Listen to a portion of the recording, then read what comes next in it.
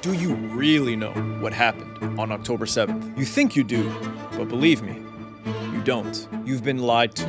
We all have. The Zionist media has presented this event to the world as a Holocaust against innocent civilians. But the story couldn't be more different. The Zionists have been lying because they are terrified of what actually happened. You see, October 7th is one of the biggest ongoing cover-ups in recent memory.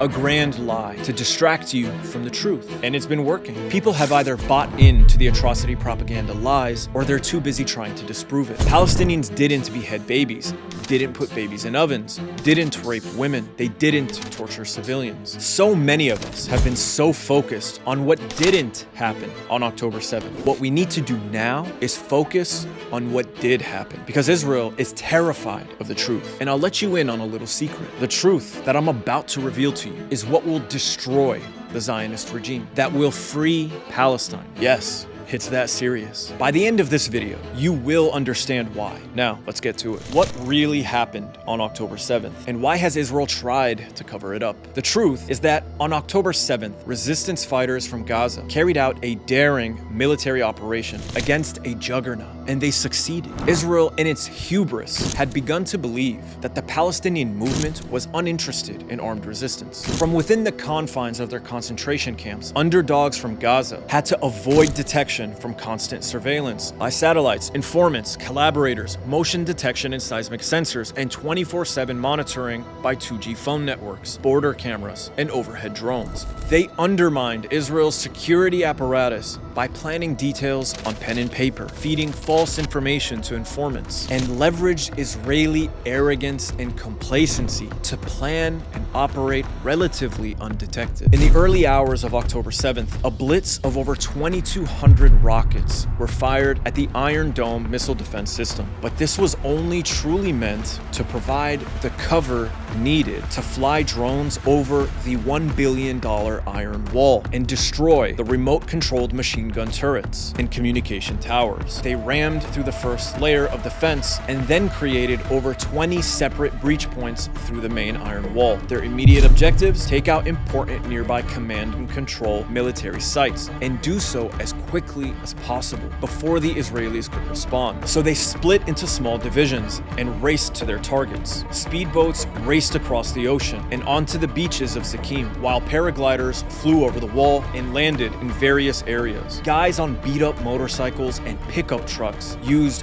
homemade anti-tank missiles to take out $3 million Merkava tanks and $20 million Apache helicopters. They conquered Re'im military base, an important communications and drone surveillance headquarters, killing or capturing all the soldiers inside before destroying the server rooms. According to Scott Ritter, Hamas struck the headquarters of the Gaza division, the local intelligence hub, and other major command and control facilities with brutal precision, turning what should have been a 5-minute response time into many hours, more than enough time for Hamas to carry out one of its primary objectives, the taking of hostages, to use as exchange for the near 5,000 men, women, and children rotting in Israeli administrative detention centers, returning to Gaza with more than 230 Israeli soldiers and civilians. The result was a complete rout of local Israeli military forces. For hours, the Israelis were completely in the dark, confused as to where the attack was even coming from. Thousands of rockets were in the air, dozens of bases and military settlements, aka kibbutz, were captured, and multiple helicopters and tanks were destroyed. The attack came so hard and so fast that many IDF soldiers were still in their pajamas as the resistance fighters entered the barracks. How could these half-starved and besieged fighters have the gall to escape their prison and carry out an attack like this? No one in Israel could have imagined it, let alone expected. Desperate to respond, the Israelis began to implement scorched earth tactics. Their helicopters began firing Hellfire missiles and machine gun rounds indiscriminately at vehicles and people running in the field. roads. Tanks rolled through the kibbutz and main roads and shelled houses as ground troops exchanged fire with militants. This led to the deaths of many civilians. It was the most humiliating defeat in Israel's history and has created an internal political crisis that could break the Israeli government for good. Netanyahu, desperate to hold on to power, is exchanging accusations with the military and intelligence apparatus, as neither want to take responsibility for the humiliating defeat. Tens of thousands of Israeli protesters are in the streets demanding that Israel agree to a hostage swap with the Palestinians in order to save their family members.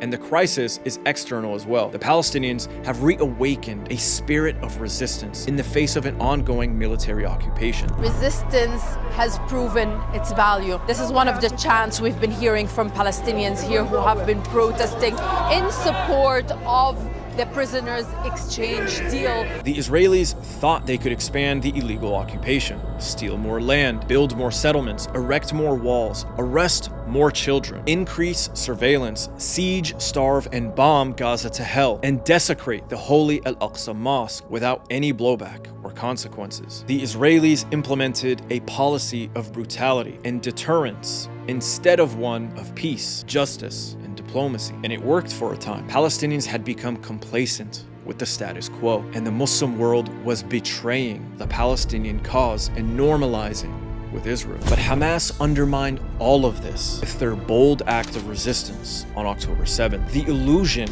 of Israeli power has now been shattered. The veil has been lifted. Power resides where men believe it resides. It's a trick, a shadow on the wall. On October 7th, they exposed Israel's power for what it is, a trick, a shadow on the wall. And this terrifies Israel because despite all their wealth, power, and resources, they cannot defeat an opponent that won't go down. The Israelis were shocked on October 7th because they thought the fight was over. After 75 years of brutality, 75 years of occupation, of violence, they thought they had won. They thought the leadership of the Palestinian resistance had been cowed into submission. For all their walls, drones, bombs, sensors, radars, cameras, bullets, rockets, and jets, the Palestinian will to resist persists. It always has, and it always will. As Omar Mukhtar, the legendary resistance fighter, said, it's win or die. It's victory or martyrdom. This is a spirit that has reawakened in the Palestinians and their diaspora on October 7th. And this is why the Israelis are terrified. There was that ant that stood up to me. Yeah, but we can forget about him. Yeah, it was just one ant. One ant. Yeah, you're right. It's just one ant. Yeah, boss, they're puny. Puny? Say, let's pretend this grain is a puny little ant. Did that hurt? Nope. Well, how about this one? Are you kidding? How about this?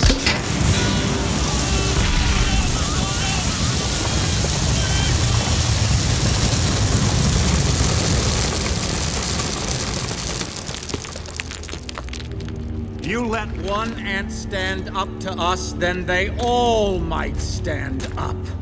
Those puny little ants outnumber us 100 to 1. And if they ever figure that out, there goes our way of life. It's not about food. It's about keeping those ants in line. This is why they have responded with a disgusting level of collective punishment. When the Romans wanted to quell the gladiator rebellion, they crucified over 6,000 slaves and lined their bodies up along the Appian Way. For 125 miles from Capua to Rome, travelers would see nothing but crucified bodies. Israel's trying to do the same, but with bombs instead of crucifixions. They want to make an example out of Palestinian resistance. They're trying to show the Palestinians in the West Bank that resistance will be met with gross forms of violence. And they want their Arab and Muslim neighbors to know that they will level their cities like they are leveling in Gaza. But this is not a display of strength, quite the opposite. It's a display of weakness. They are so desperate to maintain the illusion, the trick, the shadow on the wall, that they are destroying their reputation and exposing themselves in front of the entire world. And while you may think that Israel enjoys full Western support, there is a limit to what the world will accept. All over the world, millions of people are marching. The United States just witnessed its largest ever Palestine demonstration. People of all races and class joined together to denounce the genocide of Gaza and call for the liberation of Palestine. Western political leaders are slowly changing their tune, calling for humanitarian pauses and trying to negotiate a long-term ceasefire. And Muslim leaders all over the world are feeling the pressure as well. The Indonesian president and Malaysian prime minister condemned the Israeli attack right to the face of Joe Biden. The King of Jordan, who has historically been soft in his condemnation, is talking about war. And Turkey's rhetoric has been increasingly openly hostile to Israel and its Western supporters. This isn't enough, but it is evidence that Palestinian resistance is working. It is evidence that your voices are being heard, your demonstrations are being watched, your social media activity is working. And Israel is terrified. This is why they are lying about what occurred on October 7th. They do not want Palestinian resistance, whether it's violent or peaceful, to be viewed as legitimate or justified. They don't want it to be seen as effectual. They do not want their illusion of power to be shattered. So they have resorted to committing atrocities and spreading atrocity propaganda lies. They have to make what Hamas did on October 7th dirty. They need to cover up that their military was completely routed in a military raid in order to maintain this perception of strength and power. But the truth is, they are losing support from the populations of the West, and their economy is hemorrhaging money. They are losing over $600 million a week. Their government hangs on by a thread, and this weakness comes at a time when there is already tremendous pressure on their biggest ally, the United States. This cannot last forever. The clock is ticking. The protests are mounting. Netanyahu's days are numbered. Biden and the Democrats are facing re-election. The dollar is inflating. The Ukraine war is failing. The US empire is in decline, and China, Russia, Turkey, Saudi, and Iran are rising. The subjugation of the Palestinian people isn't sustainable. Their system is breaking, and together we can break it. This is the opportunity. This is the moment to seize upon. Pressure must be applied everywhere, from the West Bank of Palestine to the streets of Turkey, Jordan, Indonesia, and the West. The politicians and the media will try to move on from this issue, but we cannot allow them to do so. The Israelis, in all their arrogance, are buying us more time. They are insisting on invading southern Gaza, which gives us the opportunity to organize and resist before it's too late. We must not only continue the protests, we must escalate them. There isn't a single pressure point. There are pressure points all over the world that lead directly to the White House. Wherever you are, whatever you're doing in those areas, do more of it non-stop. You see, we don't just want a pause in the fighting. We want a pause in all of society until the issue is addressed. This can be accomplished by sustained, peaceful protests in the heart of your cities. We must force this issue until the world pressures Israel to finally end their occupation. Let this be a lesson to all you ants. Ideas are very dangerous things. You are mindless, soil-shoving losers, put on this earth to serve us. You're wrong, Hopper.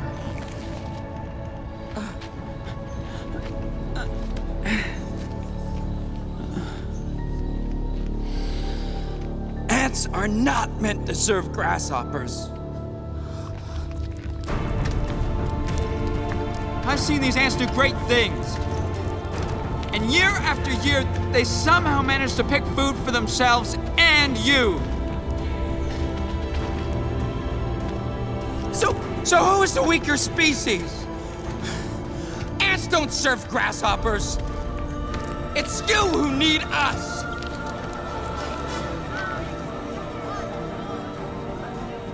We're a lot stronger than you say we are. And you know it, don't you? Gaza was the little ant that stood up. We cannot allow them to fight alone. This is not a call for violence. It is a call for mass civil unrest and protest all over the world. We must spread the word and let everyone know their system is breaking. It's been breaking for decades. This is the moment. We must apply pressure until we break it. If they wish to enslave the Palestinians, we must make them fight for it. And if we wish for Palestine to be free, we must fight for them. So let's keep fighting and see who taps out first.